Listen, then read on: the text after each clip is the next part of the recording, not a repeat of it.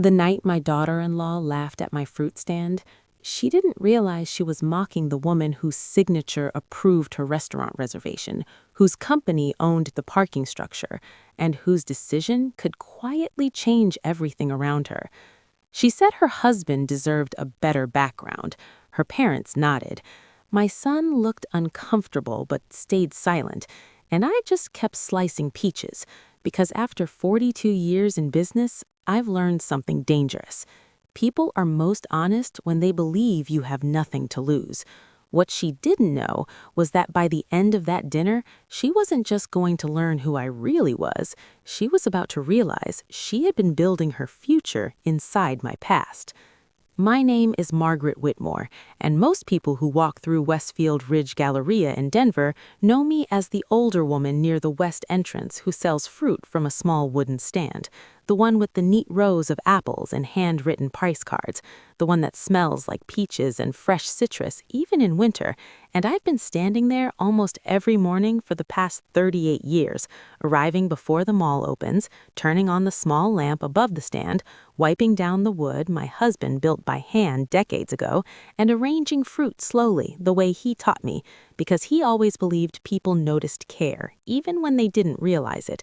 And over the years, I learned the rhythm of the place, the sound of the security gates listing at 8, the echo of early footsteps on polished tile, the smell of coffee drifting from the corner cafe, the quiet before the noise begins. And most people never look twice at me. They assume I'm just another vendor trying to make a living, and I've always been comfortable with that, because long before the polished glass storefronts and designer signage, this place looked very different, back when it was a cracked asphalt lot with a few struggling stores and a leaking roof, back when my husband Robert and I borrowed money we couldn't afford and took a risk nobody else wanted. And I still remember the first winter, the wind cutting through unfinished walls, the empty parking lot, the fear that we had made the biggest mistake of our lives. But Robert believed in slow growth, believed neighborhoods change, believed patience builds things louder than ambition. And over time, he was right. One store became 3, 3 became 15, investors came and left, expansions happened quietly, and eventually Whitmore Development became the primary ownership group behind the Galleria, though Robert insisted we never advertise that. He said success should feel steady, not loud. And when he passed away 11 years ago after a quiet heart attack, the lawyers confirmed what I already knew, that his controlling shares transferred to me. But I never moved upstairs to the executive offices. I stayed at the fruit stand because it grounded me, because I liked hearing conversations, watching people, understanding what mattered to them. And that's where my son, Daniel, introduced me to his fiancée, Lauren Pierce, one late afternoon while the light from the glass ceiling turned the floor golden. And she smiled politely at first, complimented the fruit, asked how long I'd worked there, and when Daniel told her I'd been there nearly 4 decades, I saw the quick flicker in her expression, not rude, not even obvious, just a quiet calculation, the kind I recognized from years of negotiations. And then she glanced around the mall, at the marble floors, the high ceilings, the designer stores, and said softly that Daniel had always told her he came from modest beginnings.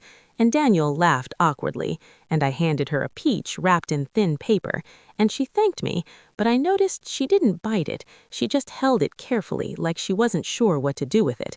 And as they walked away, I felt that familiar instinct settle in, the same one Robert used to trust, the feeling that something small had just begun, something quiet, something that would take time to reveal itself. And over the next few weeks, Lauren began visiting more often, asking small questions, noticing details. And that's when I understood our story had already started, long before the dinner that would change everything. If you want to see what happened next, stay with me. And if you like stories that reveal what people try to hide, don't forget to like and subscribe.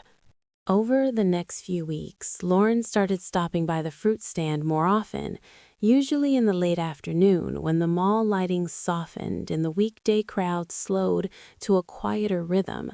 And at first, her visits felt harmless, almost polite, asking about which apples were sweeter, which peaches lasted longer, or how long I had been working there. But slowly, her questions shifted in a way that felt familiar to me, the same careful tone investors used when they were trying to understand more than they were saying.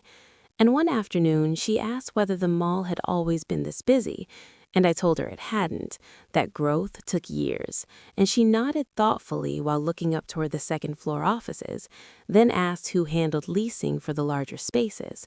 And I answered simply that the management office handled most of it, and she smiled again, but her eyes kept moving, measuring, absorbing. And a few days later, she returned with her mother, Patricia Pierce, a woman who wore confidence the way some people wear perfume, noticeable even before she spoke. And while Lauren browsed the fruit, Patricia asked Daniel how long he planned to stay in Denver, whether he saw himself investing in property, whether he had ever considered owning something inside the mall. And Daniel answered casually, saying he was focused on his engineering job and not thinking much about real estate. And I watched Lauren's expression change slightly, not disappointment exactly, but recalculating, like someone quietly adjusting expectations. And then Patricia turned to me and asked how long I planned to keep working at the stand, whether retirement had crossed my mind. And I told her I enjoyed staying busy, and she nodded politely, though I could see she had already drawn her own conclusions.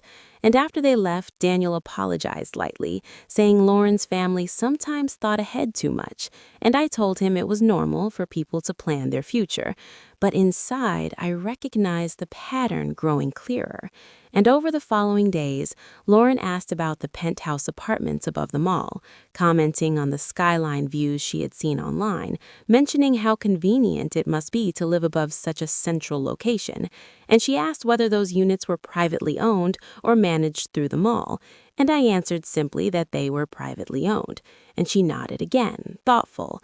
And one evening, as the smell of roasted coffee drifted through the corridor, she mentioned how stability mattered, how background mattered, how certain families seemed to move more easily through opportunities. And Daniel shifted uncomfortably beside her, but didn't interrupt, and I kept arranging oranges in slow, careful rows, because sometimes silence reveals more than questions ever could. And by the time they left that evening, I realized Lauren wasn't being openly unkind. She was simply building a picture in her mind, a story about who Daniel was, who I was, and what kind of future she believed she was stepping into. And after nearly 40 decades of watching people, I knew that assumptions like that rarely stay hidden for long.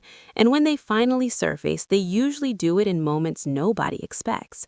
And as I closed the stand that night, pulling the canvas cover over the fruit and switching off the small overhead light, I had the quiet feeling that something important was getting closer. Not dramatic, not loud, just slowly unfolding, the way most life-changing moments do, one small assumption at a time. If you want to see what happened next, stay with me. And if you like stories that reveal what people try to hide, don't forget to like and subscribe. 2 weeks later, Lauren invited both families to dinner at Silver Oak Grill, a quiet, upscale restaurant on the second level of the Galleria overlooking the central atrium.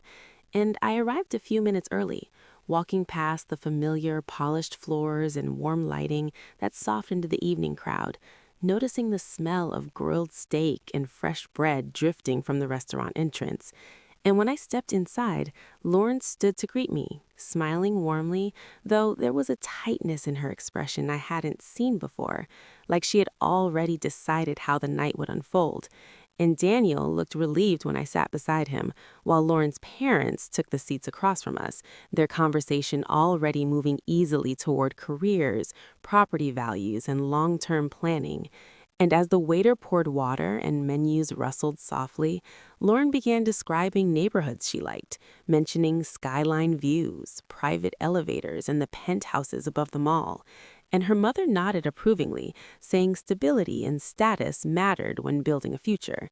And Daniel tried to shift the conversation toward work, but Lauren laughed lightly and said she just wanted them to think bigger. Then she glanced toward me and added that Daniel came from humble beginnings, but she believed people could grow beyond that. And the table grew quiet for a moment, not tense, just still.